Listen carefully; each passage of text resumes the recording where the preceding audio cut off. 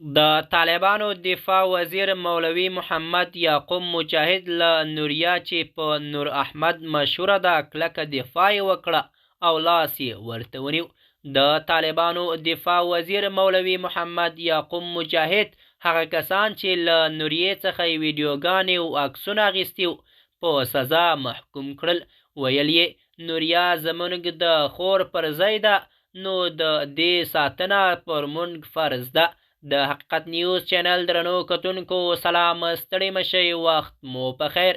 په دې هیله چې روغ او جوړ واوسئ. په سر کې یادونه کوم که حقیقت نیوز چینل مو نوی سبسکرایب کړئ نو په درنښت سره همدا اوس یې سبسکرایب کړئ ترڅو زموږ مهم او تازه خبر تر ټولو د مخه تر تاسو در ورسیږي.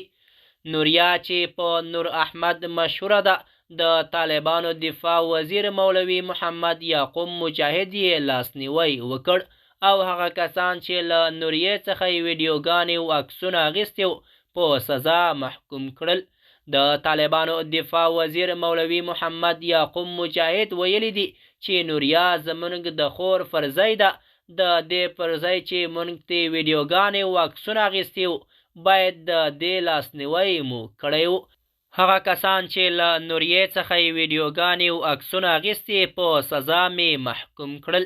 نوریا هغه بېوسه او بېکسه افغان نجلۍ ده چې د هلکانو په جامه کې به یې په غور ولایت په یو کفي شاپ کې کار کاو. نوریا خپل پلار په 9 کلنۍ کې د لاسه ورکو چې نه یې مشر ورور او نه هم بل داسې یو لاسنیولی درلود چې نوریا یې کار ته نه وی پرېښي. نو نوریا مجبور شوه چې د هلکانو جامې واغوندي او د کور څخه د باندې کارونه وکړي. نو نوریا چې په غور ولایت په یو کفي شاپ کې کار کاو، کله چې کور ته را روانه وه نو د طالبانو لخوا نیول کیږي، عکسونه او ویډیوګانې ترې اخیستل کیږي، بیا په سوشل میډیا خپریږي چې د طالبانو امیر المؤمنین مولوي شیخ هیبت الله اخونزاده عکسونه او ویډیوګانې حرامې بللې وي.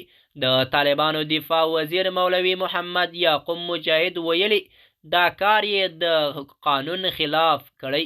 د حقیقت نیوز چینل درنو کتونکو زموږ د نن ورځې چمتو شوی خبر تر همدې ځای و.